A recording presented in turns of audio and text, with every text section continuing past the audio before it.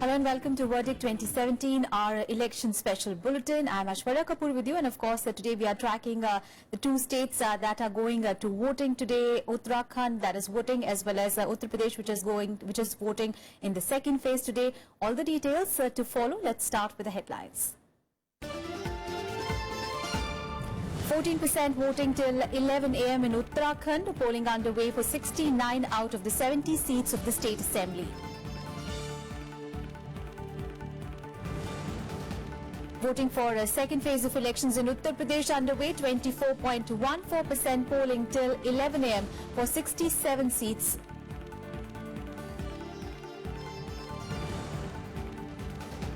And case against Rahul Gandhi and Harish Rawat over alleged violation of model code in Uttarakhand. Both leaders accused of extending their roadshow beyond the allotted time.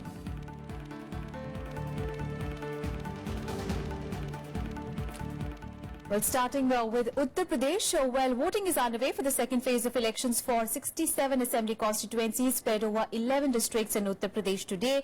Well, 720 candidates are in the fray in this phase, where close to 2.28 crore people are eligible to cast their vote, including over 1.04 crore women. Well, 14,771 polling centres and 23,693 polling stations have been set up in the districts of Bareilly, Bijnor, Saharanpur, Badaयूं, among others. Well, over 2 lakh security personnel have been deployed, including over 800 companies of central forces. Well, prominent contestants include controversial SP Minister Azam Khan and his son, former Central Minister Jitin Prasada for the Congress, and State Minister Mehboob Ali from Amroha.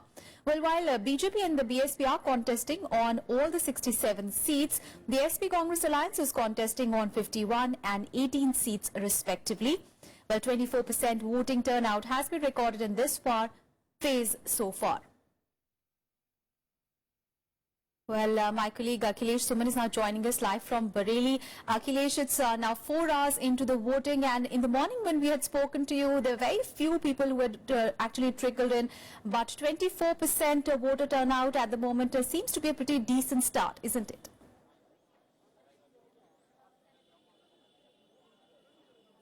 Yeah, it's a very decent start, and you see that Bareilly is a peaceful and very calm town, and in the morning people took their time to come, but after an hour, after 8 a.m. in the morning, people started coming in good numbers, and even women came in very good numbers, and now you can see that all men and women are there, and I will show you my left side. People are standing there in the queue for taking their turn to vote.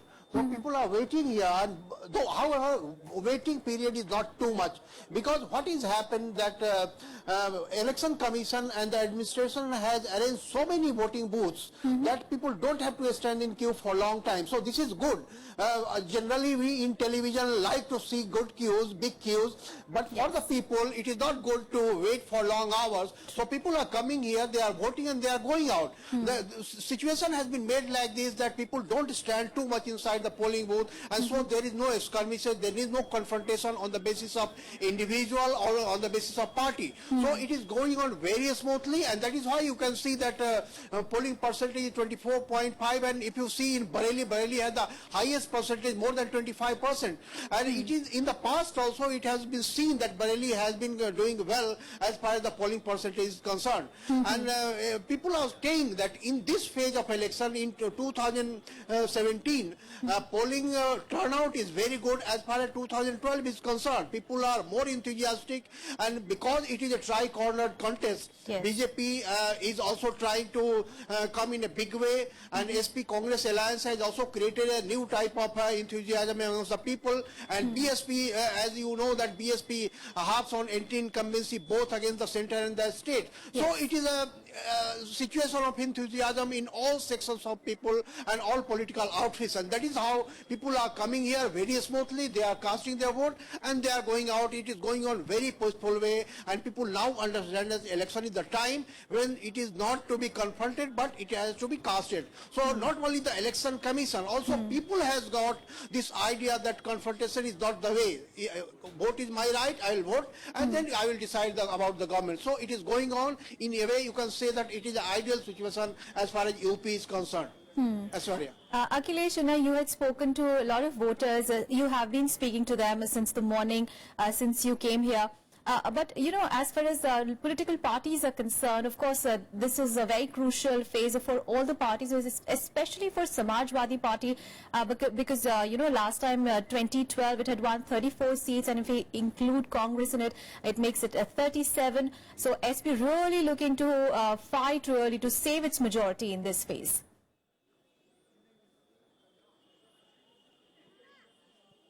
Yeah, naturally, since SP is the ruling party and now it has gone into alliance, so naturally it has to go at least in arithmetic way. But when you do an alliance, it doesn't go always in arithmetic way. It goes in geometric proportions. The proportions increase because there are so many voters who got inactive due to lack of strength. But when you come into alliance, the strengths of both the parties come together and they vote and they generate much more enthusiasm. So challenge is the biggest for the SP Congress alliance. There is no other way.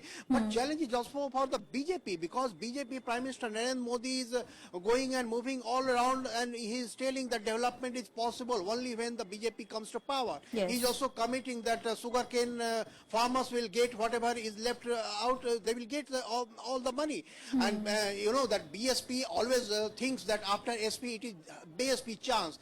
So stakes are high for all the three compositions in the state, and you cannot say that one is heavier, other is lighter, because today is just a second phase, now more phases are there. So it will be very interesting to see this time in UP, and people are telling that it is the most enthusiastic election than any time in the past that has happened in UP, and that is why women are coming in big numbers, and that is the yardstick that you can understand that women, Muslim women, men, everyone, even the senior citizens, they are coming. I have seen many people who have crossed 100 years of age, and they are coming with their help. So it is really very interesting election in this UP state this time. Absolutely. And while Akhilesh, we were mentioning about all the parties, we actually we have not really talked much about RLD. As far as phase 1 is concerned, of course, we did talk a lot about RLD, but with the considerable presence of Jats in the region, now RLD's popularity may also dent the prospect of other parties, especially the BJP.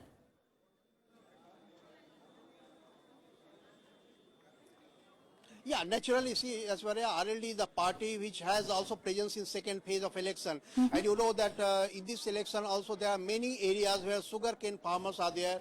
And RLD's major vote base has been among the farmers, especially among the Jats. And I have been talking to them. They are feeling a bit, RLD vote base is feeling a bit taken away because neither BJP nor SP Congress alliance talked to them and took them in the alliance. So RLD voters are feeling a bit sad, and that is why you may see a greater consolidation in the RLD votes also. So I think that RLD might also have a good chance this time. Their vote bank might be consolidated and they can have a better number than they had earlier in 2012 elections. Aishwarya. And Akhilesh, since you've been speaking to voters since morning, earlier you were talking about the farmers' issues and the development issues, their issues of jobs, but also as far as Bareilly is concerned, how big is the issue of corruption as well as communal tension?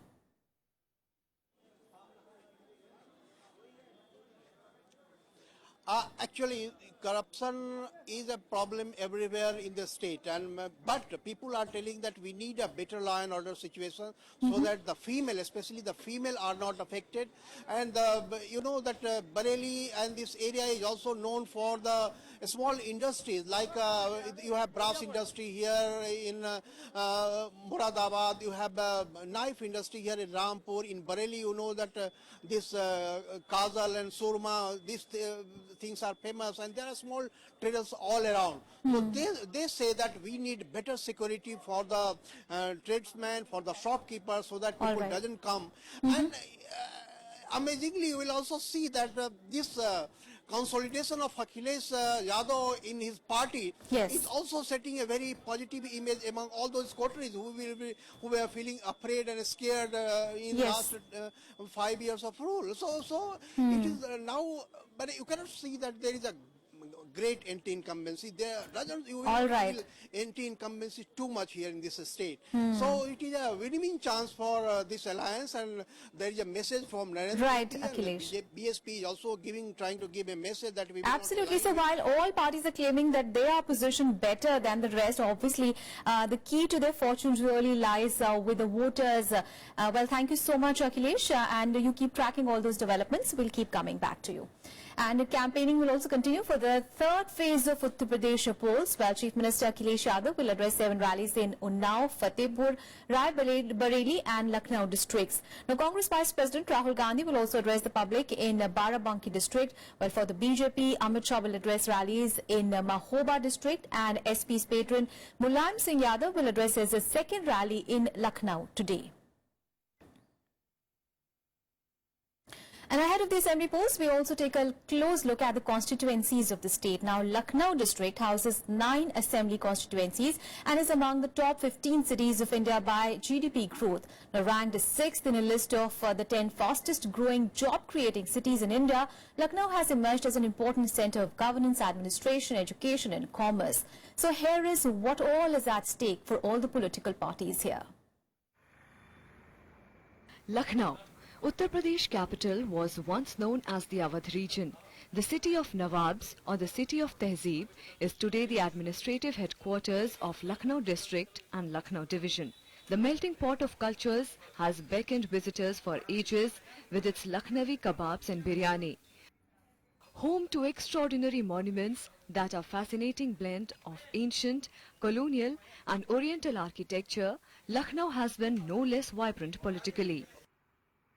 Lucknow's political nursery of UP, leaders like Chandrasekhar ji, Biswanath Pratap Singh ji, Mulayam Singh ji, and are active. They started their political career from Lucknow, and even C.V. Gupta, who's known as the founder of the Lucknow, he is the most of the senior politician. He started his career from Lucknow. Even Lalji Tandon, Rajnath Singh ji, representing constituency, Lok Sabha constituency of Lucknow, and former Prime Minister Atal Bihari Vajpayee. They were all, started their political career here. Voting in Lucknow district will be held in the third phase of 2017 assembly elections. Approximately 35 lakh residents will exercise their franchise on February 19th. Ahead of the crucial day, they are flagging issues of the development. Employment के लिए हमें बाहर ना जाना पड़े. सरकार को कुछ ऐसा करना चाहिए जिससे ट्रैफिक रूल फॉलो हो. The 9 assembly constituencies of Lucknow are Malihabad, Bakshi Ka Talab, Sarojini Nagar, Lucknow West, Lucknow North, Lucknow East, Lucknow Central, Lucknow Cantonment and Mohanlalganj. Notification for the third phase will be issued on January 24th, with January 31st being the last date for nominations. Scrutiny of nominations will be done on February 2nd, while withdrawal of the candidature is on February 4th. From infrastructure point of view, HR point of view, planning point of view, security point of view, from all the points, all the one direction, all sort of things, we have all done all preparations. Currently, Lucknow East is represented by BJP's Ashutosh Tandon, while Lucknow Cantonment was held by former Congress UP chief Rita Bahuguna Joshi, who later joined the BJP. The rest of the 7 assembly constituencies are held by the Samajwadi Party members. Lucknow has been the political nursery of several political bigwigs. Electoral history shows that voters of this district have given chances to various candidates hailing from different political parties. However, if the MLAs did not meet the expectations, they were shown the exit door. Now again, Lucknow is all set to witness a fierce multi-cornered contest. Reporting from Lucknow, with camera person Shiv Kumar, I'm Kriti Mishra for Rajya Sabha Television. And a look at other election developments in Election Wrap. BSP Chief Mayawati has clarified that her party would prefer to sit in the opposition rather than forging an alliance with the BJP to form the government in Uttar Pradesh. At an election rally in Kanpur, Mayawati also accused the BJP of spreading rumours of a coalition with her party. She further slammed BJP for its demonetization move. To To further streamline their poll alliance in Uttar Pradesh, the Samajwadi Party and the Congress have withdrawn 5 candidates each from seats where nominees of both parties were in the fray. Well, Congress has directed its candidates from Lucknow Central, Bindki and Prayagpur, and SP has withdrawn candidates from Kanpur Cant, Maharajpur and Bara seats.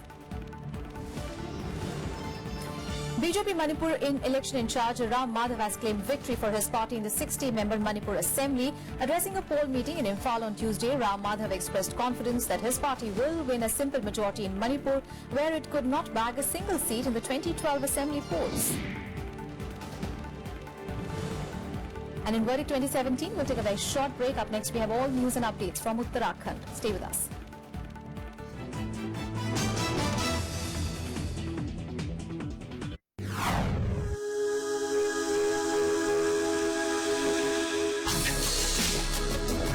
Tales that inspire. Stories of social change. A salute to diversity.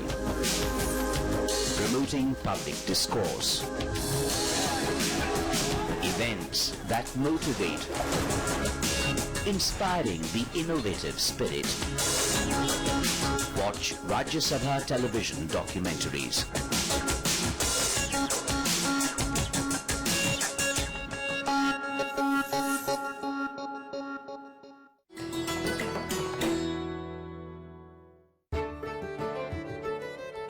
Raju Ki Baoli, located in Mehroli, is considered the most ornamental of Baolis in the national capital. It was built by Daulat Khan during the reign of Sikandar Lodhi in 1516. Raju refers to masons who used it. The entire structure is subterranean, so only the topmost story is visible as the visitor approaches. Walk towards its steps and each lower level slowly reveals itself. The top floor has a row of arched niches. There are 3 levels going down with 66 steps. The Baoli complex has a 12-pillar tomb and a mosque with plaster decoration on it. Carved brackets support the chhajja below the parapet. There are rooms behind this arcade, meant for shade and shelter for visitors. The Baoli combines Islamic architecture with hints of Hindu engravings and geometric designs.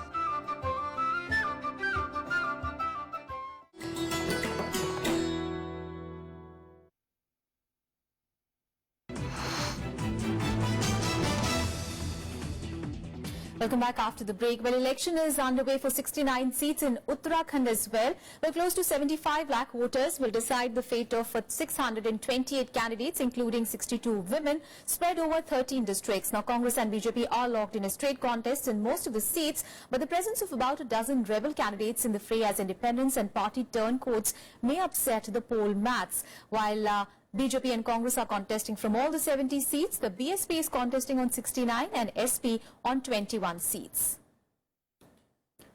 All right, my colleague Pranav is now joining us live from Joshimath.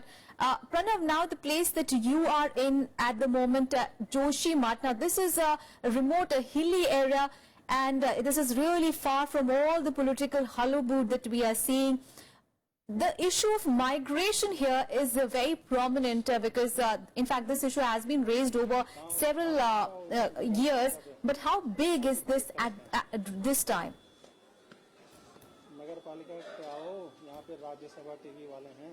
Yeah, you rightly said, this issue is very big. Migration is a very big issue and development is also a very big issue in these hill areas. We know that the growth and development of Uttarakhand is mainly restricted only within the ground areas of 3 districts, but rest of the 10 districts which are hill districts, these areas are lacking basic amenities. People are deprived with so many basic facilities even.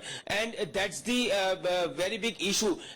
Employment is very big issue. Youth of hill area, they wish to migrate from hill area to ground area because they don't have jobs. Health facilities are not provided to common people. Education facilities are also not here. So people are lacking, people are not getting any facilities, and the uneven development is clearly seen in these areas. If you talk about other political issues, it's an irony that these issues which are related to common man have been pushed back, and these are and we never heard it during even political rallies. So people are having complaints that they are not getting anything from the administration. We have some voters here. Let me talk to them. Sir, what do you think? What are your expectations from your leaders? Because we know that these hill areas have been neglected by mostly by all political parties. आपकी उम्मीदें क्या है जो नई बनने वाली सरकार है उस? मैं उत्तराखंड के इतिहास में पहली बार हो रहा है कि किसी प्रधानमंत्री की उत्तराखंड के विकास पे नजर पड़ी है। पर्यटन और तीर्थाटन यहाँ का इकोनॉमी का मुख्य रीढ़ की हड्डी है, और जो ये माननीय प्रधानमंत्री जी ने अभी हाल ही में जो ऑल वेदर रोड का शिलान्यास करा है, और उससे अगर वो कार्य पूर्ण होता है, रोड अच्छी होती है, तो उत्तराखंड की तो स्थिति बदल जाएगी। यहाँ पे तीर्थाटन पर्यटन एक दुगना हो जाएगा, और जो पलायन यहाँ से होता था वो रुकेगा, बल्कि जो पलायन जो लोग यहाँ से चले गए वो वापस आएंगे। तो ये मेन मुद्दा ये है रोड यहाँ का। अगर रोड अच्छी हो जाए तो हम लोगों को कोई दिक्कत नहीं उत्तराखंड के लोगों को।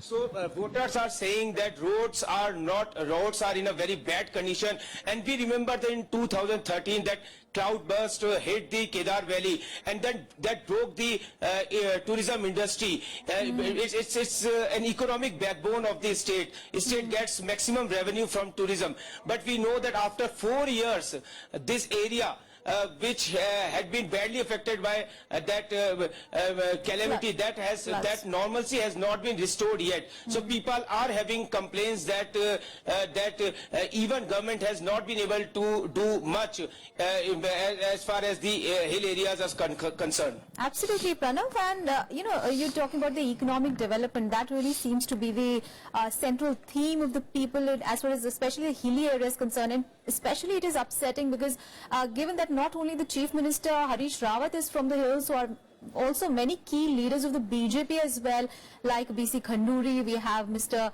Koshari, Mr. Ramesh Pokhriyal Nishank, as well as Vijay Bahuguna. All of them are from the hills, and yet it is these the hilly areas that are actually neglected in the state.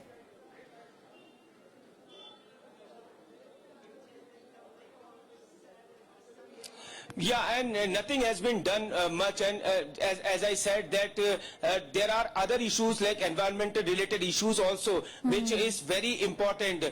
Big dams on state rivers and the hydel projects, that is becoming the big threat for environment as far as this state is concerned. But government is we can say that has completely ignored these issues, and in last few months we also saw that 100 acres of forest land destroyed because of forest fire. So these are these policies, and we know that underground tunnels that also are making the mountains fragile. So there are issues related to environment also, if we talk about other issues which are related to common man, but there are issues related to environment also. Illegal mining problems are also still exist in these areas. So this is really very we can say that very serious problems which this state is facing. But as far as government is concerned, as far as other political parties are concerned, no political parties are seems to be serious, and seem to be serious to solve these problems in last so many years since this Absolutely. state So while political bickering is continuing really between various political parties, it is the areas, the hilly areas especially, that are basically suffering. Thank you so much, Pranav, for all those details. From there, we'll keep coming back to you. Well, my colleague Sham Sundar is also joining us live from Dehradun. Sham, like we were speaking to Pranav, the issues of economic development in the hilly areas seems to be the biggest factor there. But at the place place where you are in, Dehradun, it is comparatively better off, definitely. What are the issues that the people are talking about there, and how good is the voter turnout being so far? Well, as far as voter turnout is concerned, 25% voting is registered till 11 o'clock, and as far as issues are concerned, we are speaking to people from morning, and they are saying that development and local issues are more important than they are going to vote. And let me tell you, as we have spoken to Chief Minister Harish Rawat 2 minutes back, and he sounded quite confident when we asked him this question of development. He said that because there was instability in Uttarakhand, and BJP was trying to topple his government, that's why development was affected in the state. And after that, the day he came back from Supreme Court, and people to reject those leaders who have crossed over to BJP from Congress, and who were in the cabinet, and who were chief minister and running this state. So people will punish them, and he sounded quite confident, and he also questioned Mr. Narendra Modi. He said that Char Dham Yatra was completed without any support from the center, and center didn't provide anything, and the state assembly was forced to pass state budget 2 times. So he says that he has campaigned door to door in Uttarakhand, and he has conveyed this thing to the people of Uttarakhand, and he is quite confident in that Absolutely. Congress can manage in Uttarakhand. Right, Sham, you had earlier spoken to Chief Minister of Uttarakhand, Harish Rawat, who also came to cast his vote a short while back. We would like our viewers to take a look at that. While thanks so much for joining us right now. Election is called Harish Rawat versus all. How you look at it? No, I'm not that powerful man. I'm a humble servant of the Uttarakhand. I'm a small chief minister of a small state. I will not like to be compared with anyone. I'm a benevolent servant of this democracy and Indian Parliament. And one thing is there, people, they started negative campaign against me. They were negative since March 2016. The way they tried to topple down my government by engineering defection, everybody knows. The defectors are with the BJP. Then because defectors are in the BJP, now BJP is asking the question to me why this defection has taken place. And our correspondent Navikram Singh earlier spoke to the DM and the SP of Nainital on the arrangement that are in place for the smooth conduct of the polls. Let's take a listen. देखिए, district Nainital में total 914 booth हैं। इसमें से 2 विधानसभाएं पूरी हमारी पहाड़ की हैं, और हमारे 14 बूथ ऐसे हैं जहाँ पे फोन काम नहीं करता, वहाँ पे वायरलेस है। इसके अतिरिक्त हमारे 114 बूथ ऐसे हैं जो बहुत दूर हैं, उन पे एक्स्ट्रा ईवीएम भेजी गई है।